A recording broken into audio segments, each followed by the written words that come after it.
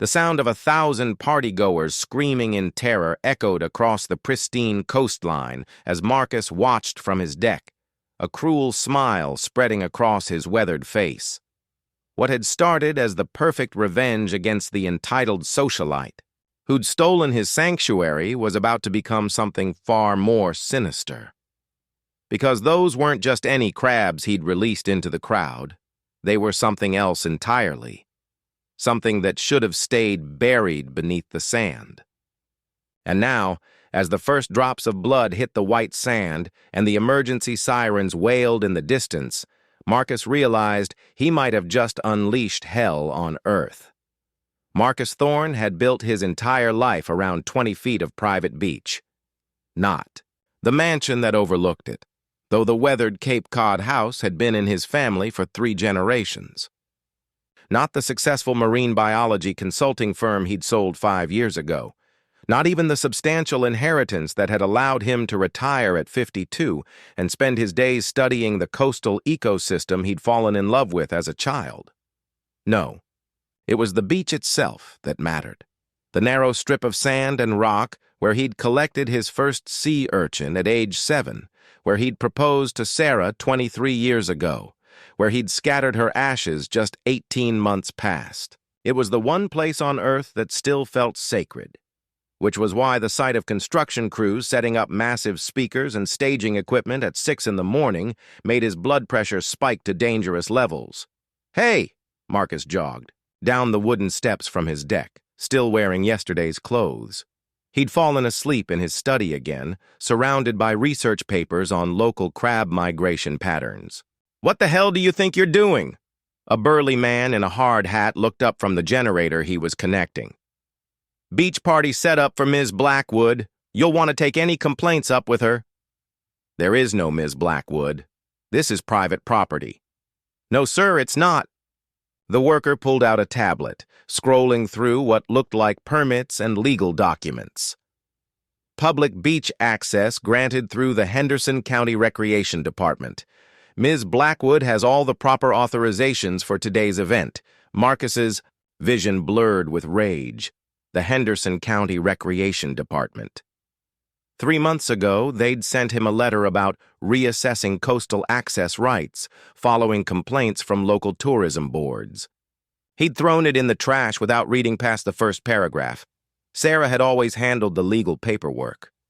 "How many people?" His voice came out as a croak. 1,500, maybe 2,000. "It's some kind of influencer party. Social media thing." The worker shrugged and went back to his cables. Marcus stood there in his bare feet, watching his sanctuary transform into a circus. More trucks arrived every few minutes, catering vehicles, portable restroom trailers, a fleet of black SUVs carrying what looked like enough alcohol to stock a nightclub. Workers swarmed over his beach like ants, driving stakes into the sand where he'd found his first horseshoe crab, setting up bars where he'd taught neighborhood kids about tidal pools. By noon, the transformation was complete. What had been a quiet stretch of New England coastline now looked like a movie set. Palm trees and massive planters lined the shore, completely wrong for the local ecosystem.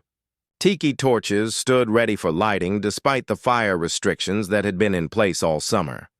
A DJ booth rose from the sand like an alien monolith, and then she arrived. Vivian Blackwood stepped out of a white Tesla wearing a bikini that probably cost more than most people's monthly salary and a smile that had launched a dozen cosmetic campaigns. Marcus recognized her from the magazines Sarah used to read while getting chemo. Some kind of lifestyle influencer who'd parlayed a trust fund into a social media empire built on excess and envy. She was 26 years old and looked at his beach like she owned it. Which, technically, she now did for the next 12 hours. "You must be the neighbor." Vivian's voice carried the kind of casual entitlement that Marcus had spent most of his adult life avoiding. "I'm Vivian. I brought you some champagne as a thank you for being cool about the party." She held out a bottle of Dom Perignon like it was a peace treaty. Marcus looked at it, then at her. then at the army of workers trampling through the dune grass he'd spent years cultivating. Get off my property. Actually, it's not your property today. Her smile never wavered. But I totally get that you're upset. Change is hard. That's why I wanted to make sure you felt included. Included. The word tasted like poison. You want to include me in the destruction of the most important place in my life. Oh my God, you're like super dramatic. Vivian laughed, the sound carrying across the sand like breaking glass. It's just a beach party. We'll clean everything up, I promise. Well, my people will. And honestly, this place could use some life. It's been dead for like forever. Dead. Marcus felt something cold settle in his chest. The same feeling he'd had watching Sarah's heart monitor flatline. The same helpless rage that had kept him awake for months afterward. My wife died here, he said quietly. Oh. For just a moment, Vivian's influencer mask slipped, revealing something almost human underneath. I'm sorry. I didn't know. She loved this beach. She spent her last good days sitting right there. He pointed to a spot near the waterline where workers were now setting up a volleyball net, watching the crabs come out at low tide. She made me promise to protect this place. Vivian glanced around at the construction chaos, then back at Marcus. For a second, he thought she might actually call the whole thing off. Then her phone buzzed and she looked down at the screen. Well, anyway, she said, her smile snapping back into place like armor. The permits are all legal, and I've got like 2,000 people coming who are super excited about tonight. But you seem sweet, so how about this? I'll make sure the music stops by midnight instead of 2 a.m.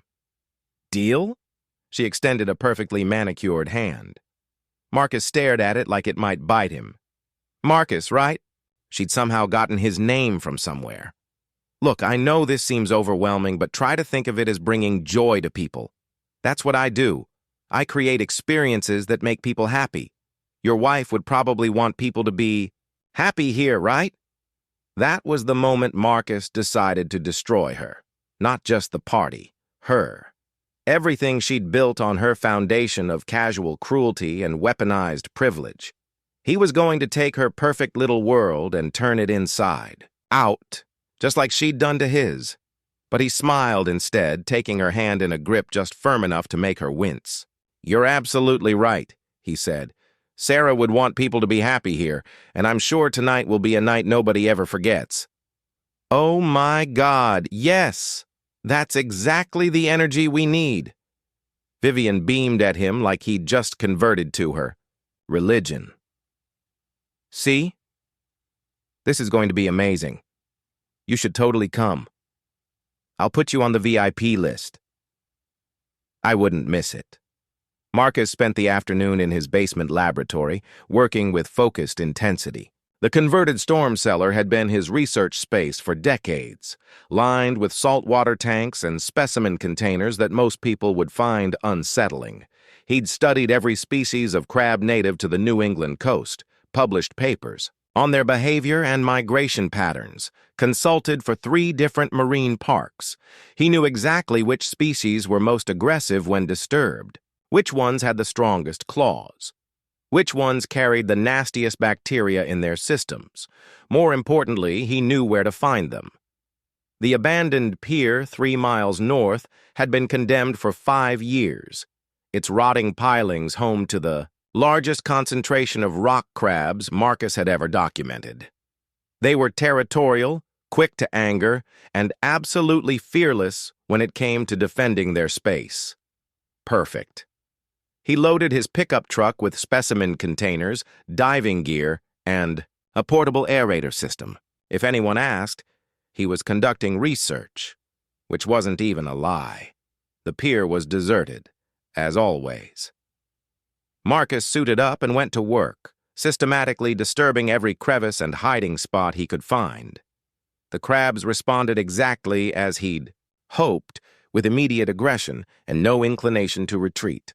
He managed to collect over 500 of varying sizes, from juveniles small enough to fit in a coffee cup to monsters with claws that could crack bone.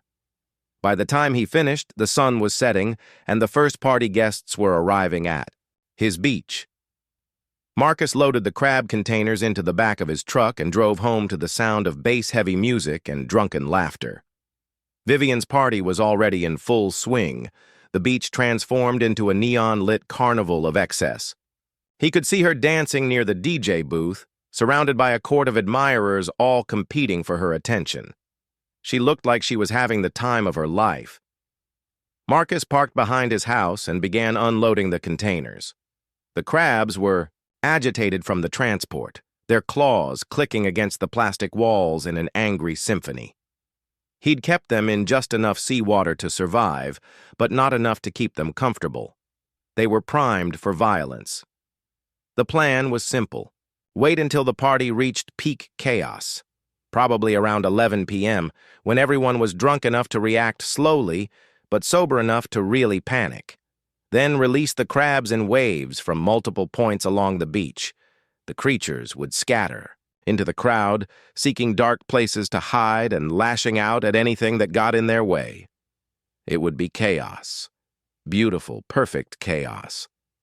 Marcus positioned the containers at. The bone fragment in the massive crab's claw was unmistakably human. A piece of femur, weathered and yellowed with age, but still recognizable to anyone who'd spent time studying anatomy. Marcus had seen enough skeletal remains during his marine biology career to know what he was looking at. What he didn't understand was how it had gotten buried beneath his family's beach. Jesus Christ, what is that thing? The voice belonged to one of Vivian's security guards, a thick-set man named Rodriguez, who'd managed to corner the bone-carrying crab against an overturned cocktail table. The creature was easily the size of a dinner plate, its ancient scars telling the story of decades of territorial battles. It held its gruesome prize aloft like a trophy, clicking its claws in what sounded almost like triumph. "Don't touch it!" Marcus shouted. But Rodriguez was already reaching for the bone with a folded napkin. The crab's response was immediate and vicious. Its free claw snapped shut on the security guard's wrist with a sound like breaking wood. Rodriguez screamed and stumbled backward, blood streaming between his fingers. The crab scuttled away into the chaos, still carrying its archaeological find, leaving Marcus to stare at the hole it had emerged from.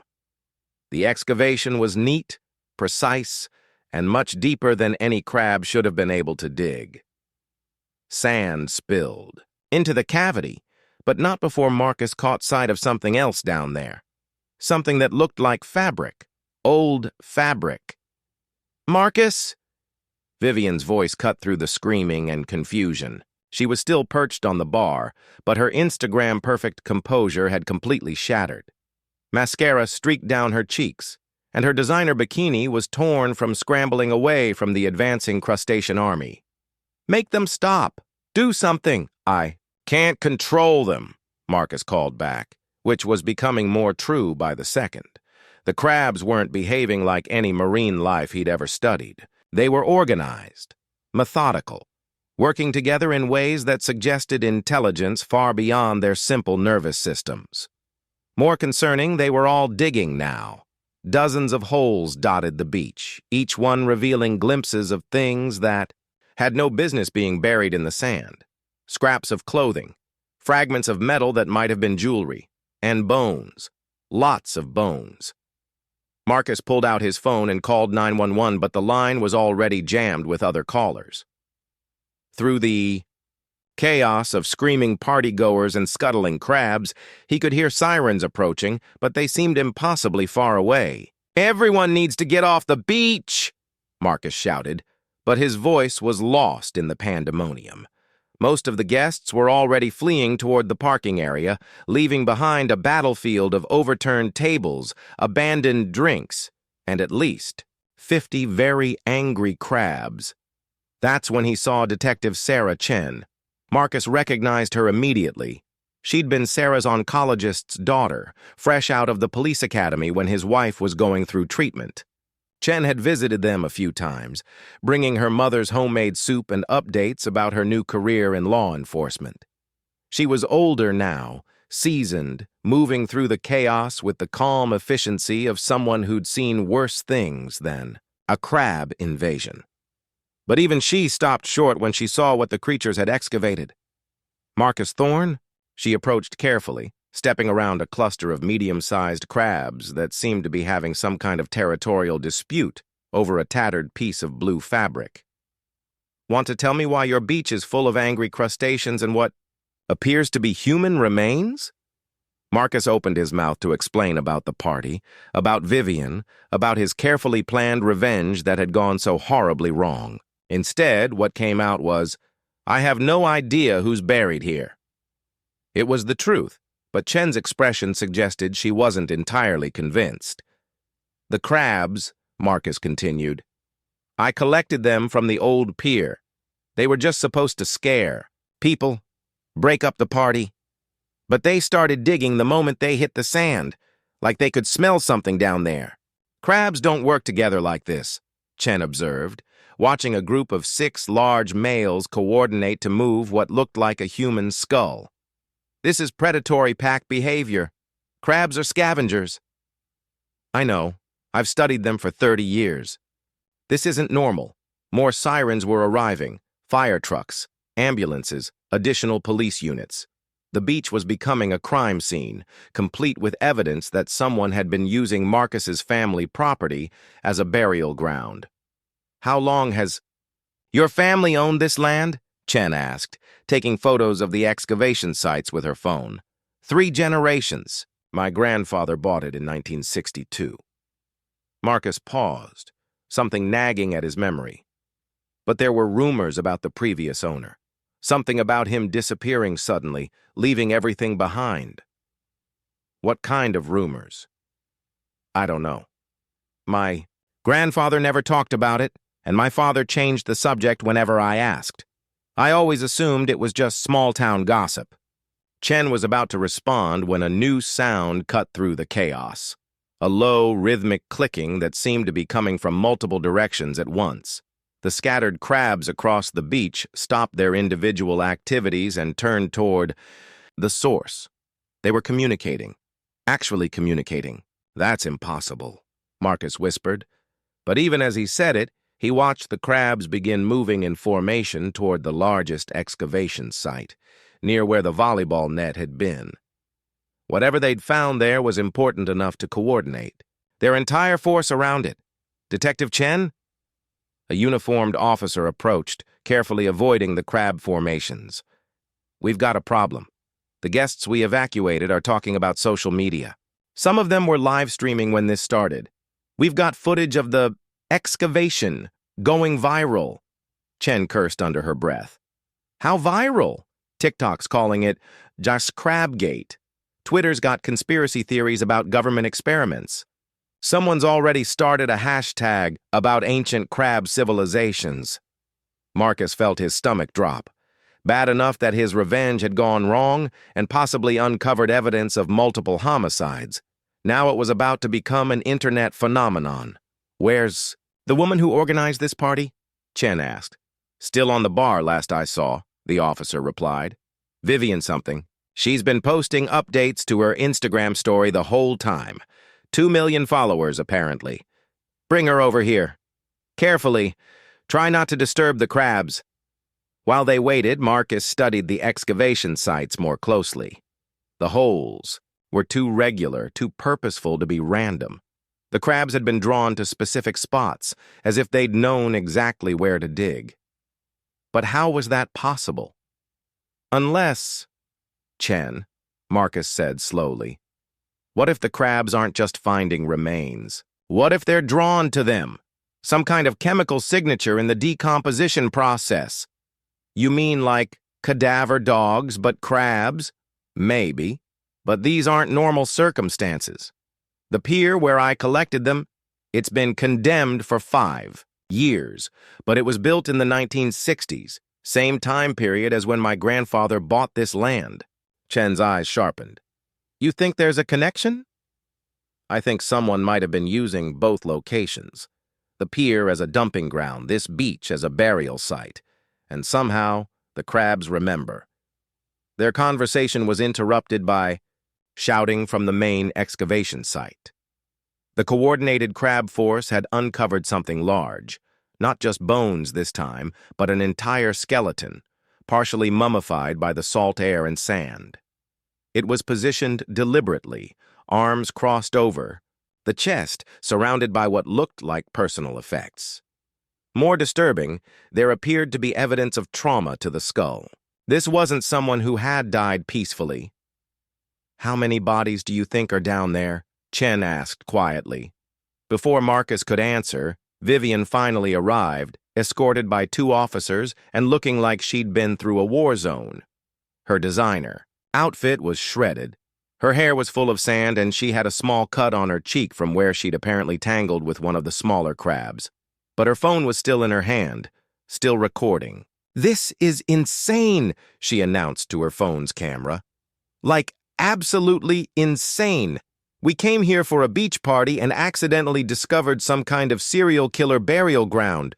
The crabs are literally digging up bodies. My followers are not going to believe this." "Ma'am, you need to stop filming," Chen said firmly. "Are you kidding? This is the content of a lifetime. I've already got 3 million views and it's only been an hour. My agent says this could be worth—" "This is a crime scene," Chen interrupted. "Those are human remains. Show some respect." Vivian looked genuinely confused by the concept. "But it's not like I killed them. I'm just documenting what's happening. That's what influencers do. We document experiences." Marcus watched this exchange with growing disgust. Even faced with evidence of multiple homicides, Vivian's first instinct was to monetize the situation. His original revenge plan seemed pathetically small compared to the monster of narcissism he was dealing with. "Besides," Vivian continued, "technically this is all Marcus's fault, right? He's the one who brought the crabs. I'm just an innocent victim here." That's when Marcus snapped. "Innocent?" He stepped toward her and Chen had to move between them. "You invaded my property, destroyed the place where my dying wife spent her last peaceful moments, and turned it into a circus for your social media empire. None of this would have happened if you'd shown an ounce of basic human decency." "I had permits," Vivian shot back. "Legal permits. You're the one who committed some kind of biological terrorism with your—" The metal box pulsed with a rhythm that reminded Marcus uncomfortably of a heartbeat. He watched from 20 feet away as the procession of crabs carried their prize toward the tide line, their movements synchronized with the box's strange cadence. Whatever was inside had survived 60 years underground, which should have been impossible for any known organism. "Stay back," Detective Chen ordered, though her voice carried more uncertainty than authority. "Nobody gets near that thing until we know what we're dealing with." But the crabs weren't waiting for official permission. They reached the water's edge and began wading in, still carrying the box in perfect formation. The moment the metal touched, seawater, the pulsing intensified, and the box began to emit a low, resonant hum that Marcus felt in his bones.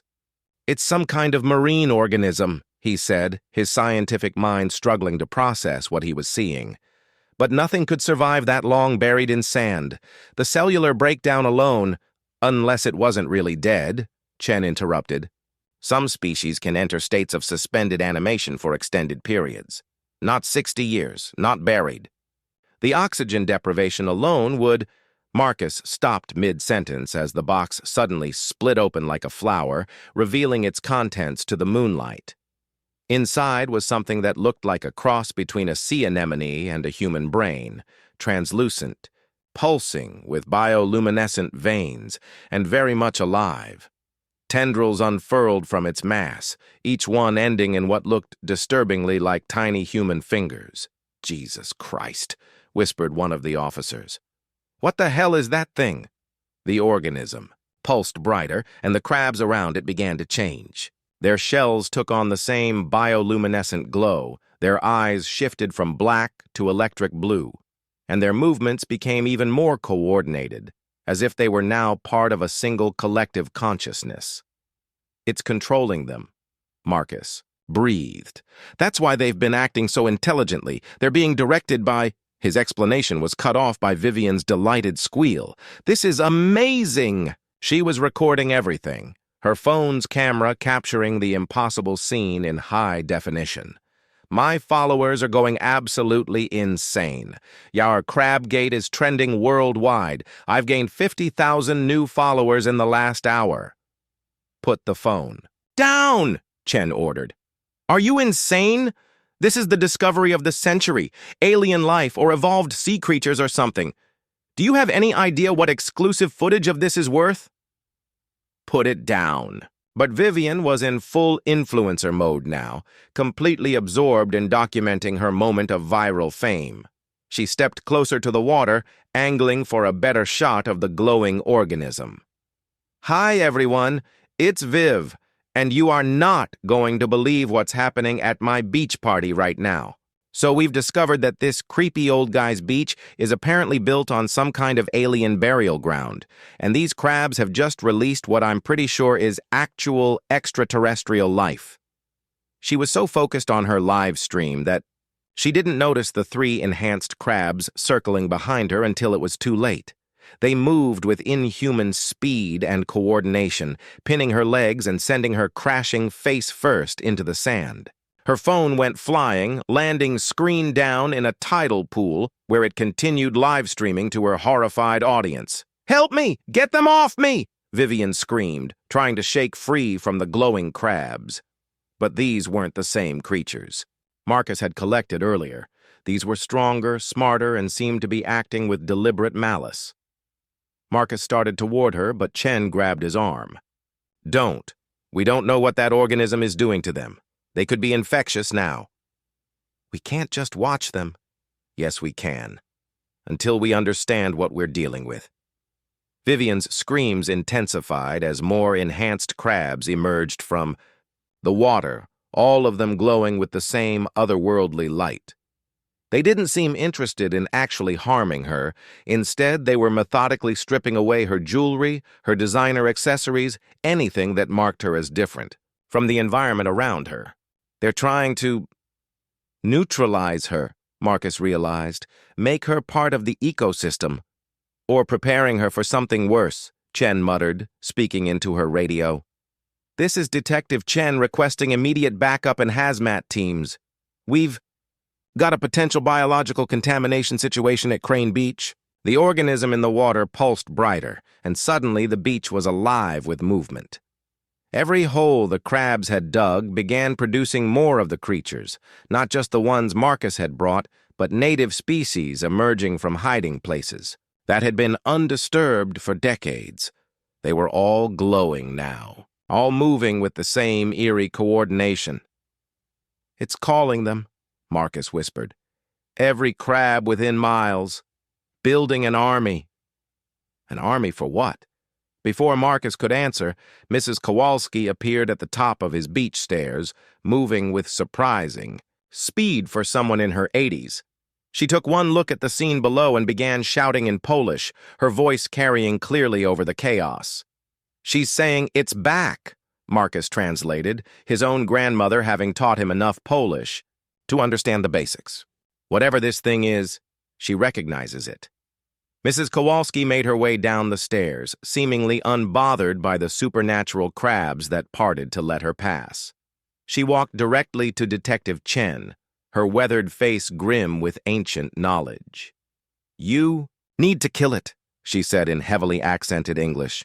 "Kill it now, before it gets stronger." "Ma'am, this is a crime scene. You need to—" "Crime scene?" Mrs. Kowalski laughed bitterly. "This is where Stanisław buried his victims in 1963. 7 people who discovered his secret. 7 people who saw what he brought back from the deep ocean." Marcus felt the pieces clicking together. "The previous owner of my property?" Stanisław. "Kowalski, my late husband's brother. A marine biologist who went too deep, found things that should have stayed on the ocean floor. That thing," she pointed at the pulsing organism, "is what he used to control his victims before he killed them. Made them compliant, obedient, easy to murder." "That's impossible," Chen protested. "No organism could—" Nothing is impossible in the deep ocean, Mrs. Kowalski interrupted. Stanisław learned that too late. The thing corrupted him, made him its servant. He would bring people here, let it feed on their minds before he buried their bodies. 7 victims before my husband stopped him. Stopped him how? Put a bullet in his head and threw his body off the condemned pier. But we couldn't. Destroy the organism. It was too alien, too resilient. So we buried it, prayed it would die naturally. Marcus stared at the glowing mass in the water, understanding flooding over him like ice water. You knew? Your family knew what was buried here? And you never said anything? What could we say? Who would believe us? And as long as it stayed, buried, stayed dormant, no one else had to die. Until I dug it up, Marcus said quietly. Until you fed it an army of crabs, Mrs. Kowalski corrected. Gave it hosts to work through. The organism pulsed brighter, and Vivian's screams suddenly stopped. She lay motionless in the sand, surrounded by glowing crabs. Her eyes rolled back to show only whites. Is she dead? Chen asked. Mrs. Kowalski shook her head grimly. Worse. She's connected to it now, part of its network. As if responding to her words, Vivian sat up with mechanical precision. Her movements were too smooth, too coordinated, lacking the natural awkwardness of human motion. When she turned toward them, her eyes were glowing the same electric blue as the crabs. Hello, Marcus, she said, but the voice wasn't quite right. There were harmonics in it, as if multiple beings were speaking in unison. Thank you for freeing me. I've been so lonely down there with only bones for company. Vivian? Vivian is here, yes, sharing space. She's quite upset about her phone getting wet, but she'll adjust. They always do. The thing wearing Vivian's face smiled with too many teeth. I have her memories now, her connections, her influence, 2.3 million followers, all waiting to see what happens next. Chen raised her service weapon, but Mrs. Kowalski pushed the barrel down. Bullets. Won't work. The organism spreads through contact. Shoot her, and you'll just scatter it into the air for everyone to breathe. Then how do we stop it? Fire, the old woman said simply. Stanisław's research notes mentioned fire. High heat disrupts its cellular structure. We don't have flamethrowers, Chen pointed out. Marcus looked around the beach, taking inventory of their limited resources. Overturned tiki torches, propane tanks from the catering setup, scattered bottles of high-proof alcohol from the party. We don't need flamethrowers, he said. We need to be smart about this. The possessed Vivian tilted her head, studying them with predatory interest. You're planning to hurt me, Marcus. That's not very neighborly, especially after I gave your beach such wonderful new residents. As she spoke, more enhanced crabs emerged from the water, forming ranks around her like an honor guard. But Marcus noticed something important. They stayed close to the organism in the water, as if they needed proximity to maintain their connection. The range is limited, he told Chen quietly. Whatever it's doing to control them, it needs to stay close. How close? Look at the formation. They're not spreading out beyond about 50 feet from the water's edge. Chen nodded, understanding. Immediately. So if we can create a perimeter of fire at 60 feet, we cut off its ability to expand, Marcus finished. Maybe even force it to retreat. Mrs. Kowalski was watching the possessed Vivian with the intensity. Marcus stared at the wedding rings in the enhanced crab's claws, feeling his resolve crumble like sand before the tide. Those 2 simple bands represented 23 years of shared mornings, whispered conversations during chemo sessions, and a final promise that he'd been failing every day since Sarah's death. I can feel your memories through the metal, the organism said through Vivian's mouth, her head tilting at an unnatural angle. Such exquisite pain. The way she trusted you to protect this place, the way you've been failing her ever since. Marcus. Don't listen to it, Detective Chen called out. but her voice seemed to come from very far away. The possessed Vivian took a step closer to the perimeter, and the enhanced crabs moved with her like a living tide. "She's disappointed in you, Marcus. I can taste it in the residual emotions on the rings. She wanted peace, and you've brought war. She wanted protection, and you've brought destruction." "Stop." Marcus's voice cracked. "She's here, you know. In the metal. In the memories. I could let you speak with her one more time. Let you apologize for what you've done to her sanctuary." Mrs. Kowalski grabbed Marcus's arm, her grip surprisingly strong. "It's lying. That's not how memory works. It's using your grief as a weapon." But the organism had found its mark. Through Vivian's mouth, it began speaking in Sarah's voice.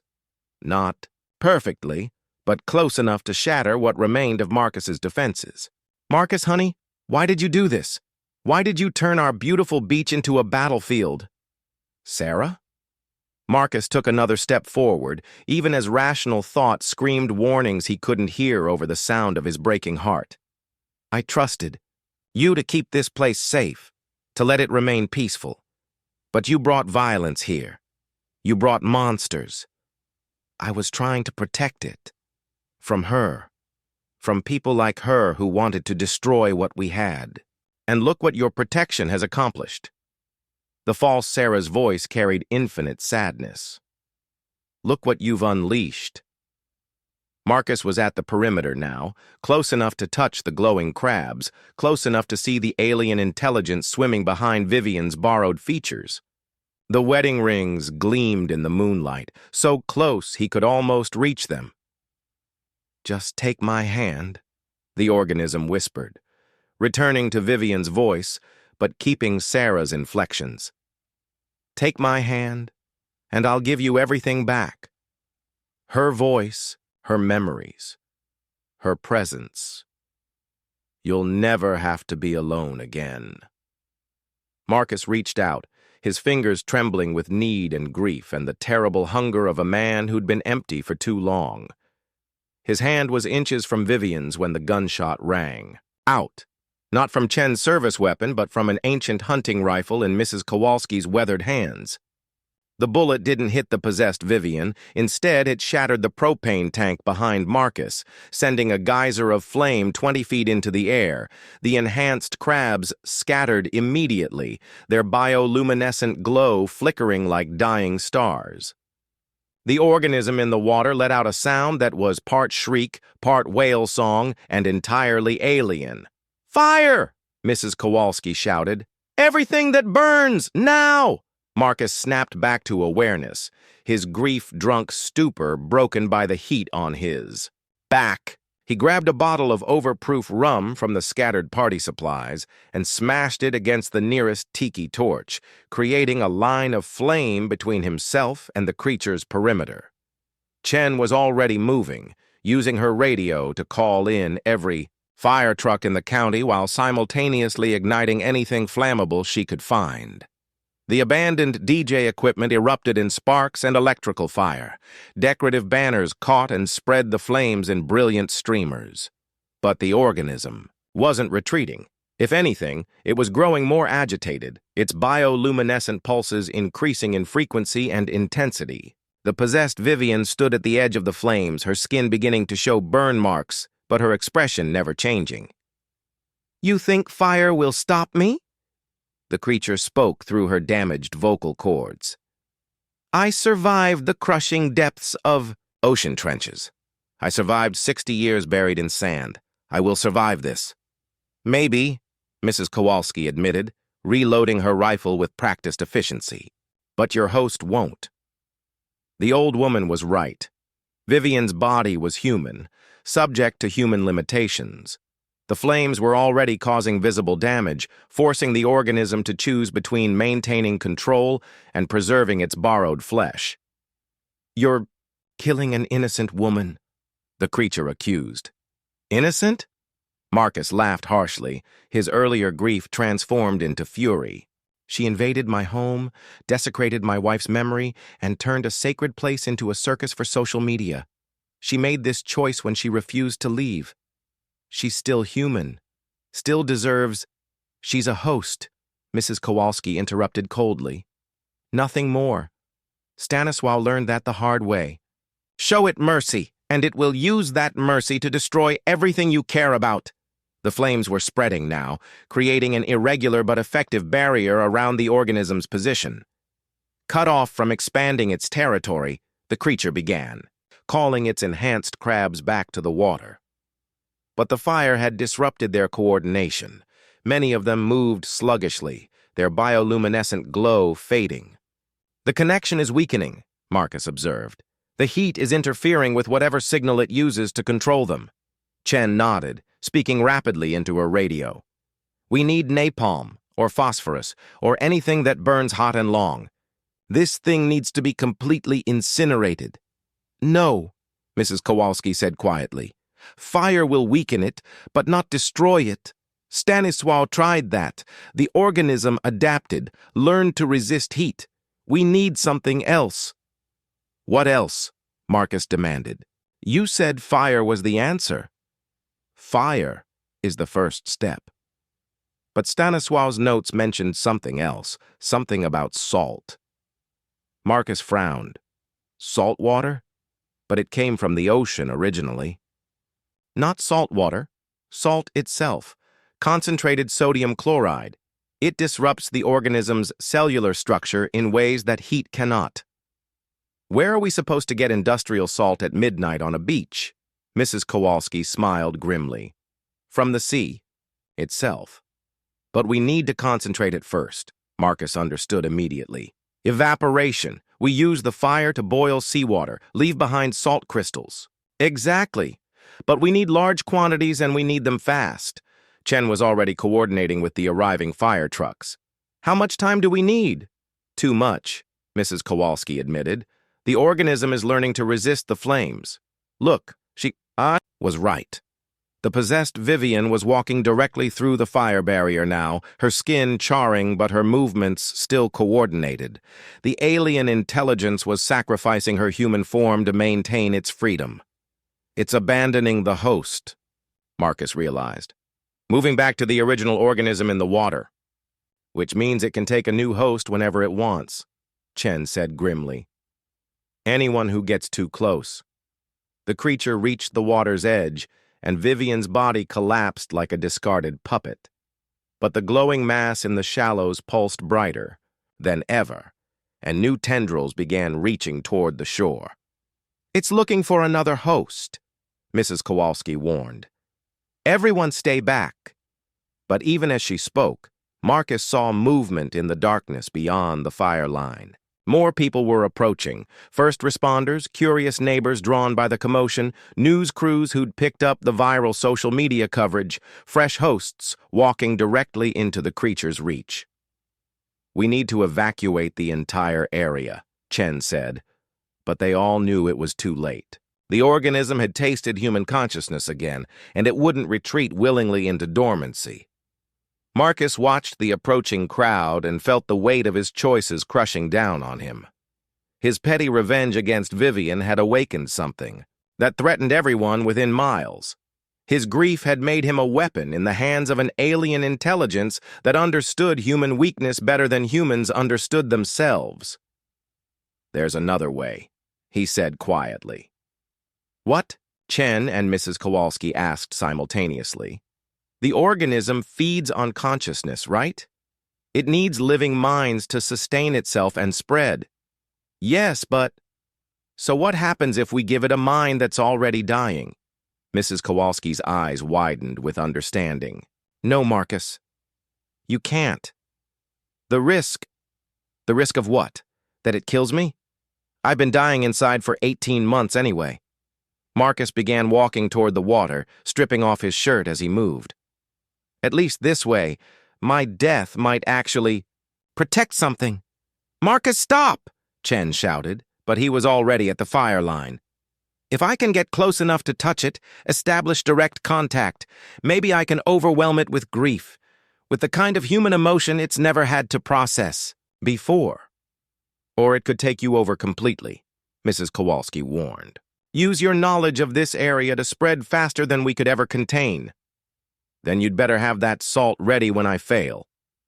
Marcus stepped through the flames, feeling the heat sear his skin but pushing forward anyway. Behind him, he could hear Chen coordinating the evacuation, Mrs. Kowalski shouting instructions about salt concentration, and the distant sound of more sirens approaching. Ahead of him, the alien organism pulsed with hungry anticipation, its tendrils reaching toward this new volunteer host. Marcus thought about Sarah, about the promise he'd made to protect their sanctuary, about all the ways he'd failed to honor her memory since her death. Maybe it was time to stop failing. Maybe it was time to keep a promise, even if it cost him everything. He stepped into the water, and the organism's tendrils wrapped around his, legs like living chains. The moment they made contact, Marcus felt his consciousness expand. The organism's scream wasn't audible. It existed in a frequency beyond human hearing, a psychic wail that shattered through consciousness like broken glass. Every enhanced crab on the beach collapsed simultaneously, their bioluminescent glow flickering out like dying stars. Marcus felt the alien intelligence recoil from his grief, trying to disengage from a mind that burned with loss too intense for its ancient neural pathways to process. But grief, he discovered, was a two-way channel. Through their connection, he could feel the creature's own memories, its own form of suffering. Alone, it whispered in his mind. Alone for millennia in the crushing dark. Silence and pressure and endless cold, until the surface dwellers found me, brought me up from the abyss where no consciousness should exist. Marcus saw flashes of the organism's past, a research vessel in 1962, deep-sea drilling equipment, scientists in primitive diving suits hauling something impossible up from trenches that had never known sunlight. Among them, a younger Stanisław Kowalski, marine biologist, ambitious and reckless.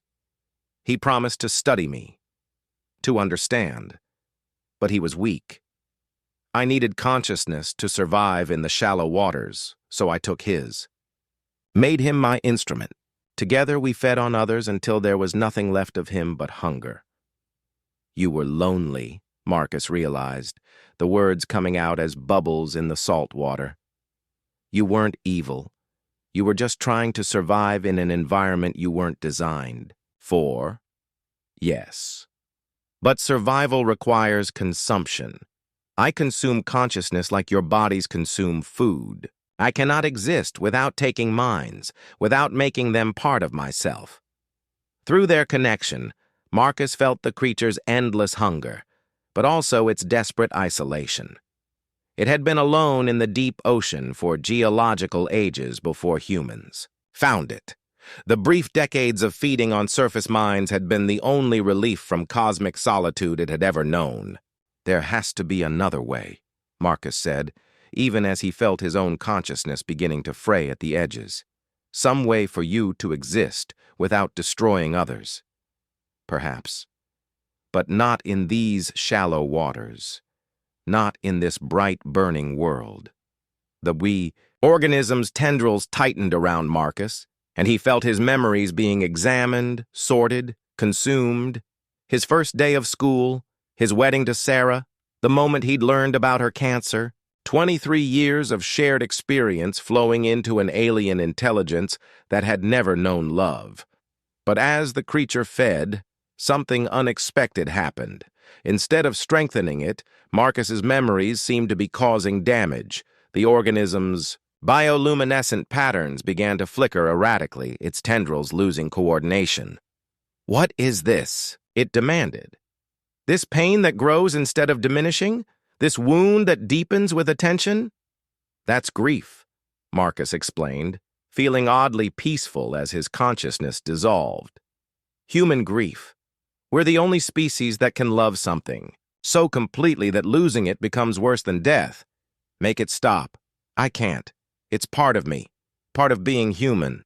When you take someone's mind, you take all of it. The love and the loss, the joy and the devastating emptiness when that joy is gone forever. The creature writhed, trying to expel Marcus's consciousness, but finding itself unable to disconnect. His grief was spreading through its neural networks like a virus, infecting every thought with the concept of irreplaceable loss. "I can end this," it threatened. "I can simply consume you completely. Add your voice to the others I carry." "Go ahead," Marcus said. "But you'll still have to carry Sarah's death inside you. You'll still know what it feels like to watch someone you love disappear piece by piece, helpless to save them." On the beach, Detective Chen watched the standoff with growing alarm. Marcus had been motionless in the water for almost 5 minutes, and the organism's bioluminescent patterns were becoming increasingly chaotic. "What's happening to them?" she called to Mrs. Kowalski. The old woman was busy directing the fire crews in their salt concentration efforts, using portable pumps to channel seawater into metal containers positioned over open flames. "He's poisoning it," she replied without looking up. "Feeding it something it can't digest." "You mean he's actually winning?" "I mean, he's killing them both." Mrs. Kowalski was right. Through their psychic connection, Marcus could feel the organism weakening, its ancient consciousness fragmenting under the weight of human emotion it was never designed to process. But he was dying too, his own mind dissolving into the alien intelligence like salt in water. "There is another way," the creature said suddenly. "A way for both of us to survive." Marcus felt a new set of memories flowing through their connection. Not the organism's past, but potential futures. Visions of the deep ocean, of trenches so far below the surface that sunlight had never touched them, where pressure created conditions unlike anywhere else on Earth. "I can return to the depths, but I need guidance. I need someone who understands. Both worlds, the surface and the abyss. You want me to come with you, not as a host, as a partner. I can preserve your consciousness within mine, keep your memories and personality intact while we exist together in the deep places. You would never age, never die, never feel the pain of loss again, and in exchange, you help me learn to feed on something other than surface minds. The deep ocean has its own forms of consciousness, ancient things that have existed since the planet was young. Perhaps I can learn to sustain myself on those instead of human minds." Marcus considered the offer. Eternal existence in the crushing depths, bound to an alien intelligence but free from the grief that had consumed him since Sarah's death. It wasn't the reunion he'd dreamed of, but it was a form of purpose. More importantly, it would remove the organism from the surface world permanently. "What about the people you've already consumed? Stanisław, Vivian, the others? Their patterns still exist within me. I could release them. Let their consciousness return to whatever lies beyond death. A final gift before we depart." Marcus felt the offer's sincerity through their connection. The creature was genuinely willing to sacrifice the minds it had hoarded for decades in exchange for a chance at a different kind of existence. And if it doesn't work, if you can't adapt to feeding on deep ocean consciousness, then we both fade into the abyss together. The surface world remains safe, and you find the peace you've been seeking. On the beach, the salt water had finally boiled down to crystalline residue. Mrs. Kowalski and the fire crews were loading the concentrated salt into makeshift projectiles, preparing for a final assault if Marcus's gambit failed. But through the psychic connection, Marcus could feel the organism's genuine desire for change. It was tired of being a predator, tired of the isolation that came with consuming the minds it craved. It wanted something different, even if that meant risking extinction. "Sarah always said the ocean was infinite," Marcus murmured, his physical voice barely audible above the waves. "She said there were wonders down there that humans could never imagine." Your Sarah was wise. The deep places hold mysteries that surface dwellers have never dreamed of. We could explore them together, learn their secrets without destroying them. Marcus made his choice. Yes, he projected through their connection. But we do this right. You release every consciousness you've taken. Clean slate. And if we find you can't adapt to deep ocean feeding, you let yourself die rather than return to the surface. Agreed. The organism began to pulse with a different kind of light, not the predatory bioluminescence of before, but something warmer, more peaceful. One by one, Marcus felt the captive consciousnesses being released. Stanisław Kowalski, finally free after 60 years of imprisonment. Vivian Blackwood, her social media ambitions seeming suddenly trivial as her awareness expanded.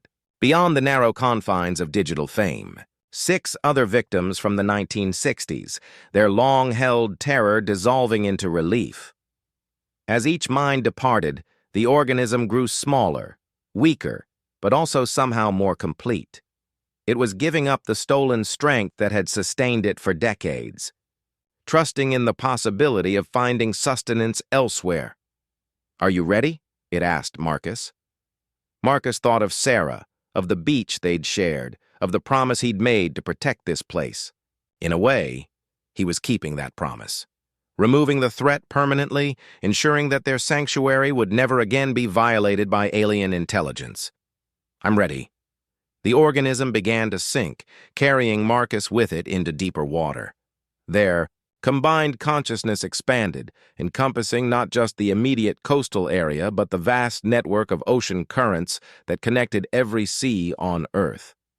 As they descended below the reach of human observation, Marcus felt his grief transforming into something else, not the raw wound of fresh loss, but a deeper understanding of the cycles that governed all life.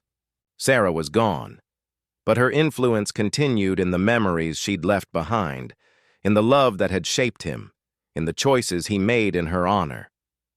On the beach, Detective Chen watched the last traces of bioluminescent light disappear beneath the waves. The enhanced crabs were returning to normal behavior, their alien coordination replaced by simple scavenging instincts. The excavated remains would require extensive investigation, but the immediate threat was over. "Did he make it?" she asked, Mrs. Kowalski. The old woman was staring at the water with an expression Chen couldn't read. "He made a choice," she said finally. "Whether that counts as making it depends on how you define survival." What about the thing? The organism gone. Really gone this time?